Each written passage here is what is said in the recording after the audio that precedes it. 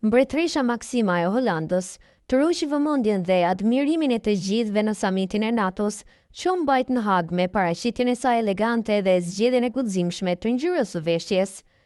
E shoqëruar nga bashkëshorti i saj, mbreti William Alexander, çifti mbretëror mirëpriti lideret e 32 vendeve anëtare të NATO-s në pallatin Huis ten Bosch në Amsterdam.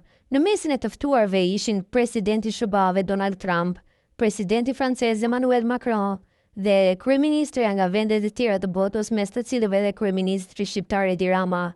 Sipas New York Post, kjo është hera e parë që Holanda pret të samitin e NATO-s.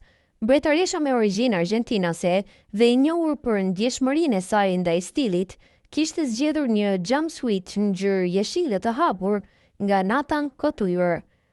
Një stoli me diamant nga koleksioni personal i mbretëreshës Emma zbukuronte një nga supet e saj, ndërsa pamja kompletohej me vëth të spikatur dhe taka të larta nga Gianvito Rossi.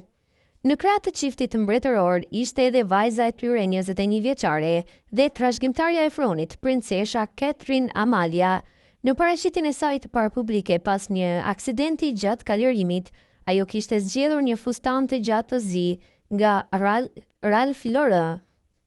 Pas ceremonisë së pritjes, liderët e NATO-s pozuan për fotografin zyrtare familjare përpara se të darkonin me çiftin mbretëror në sallën madhështore.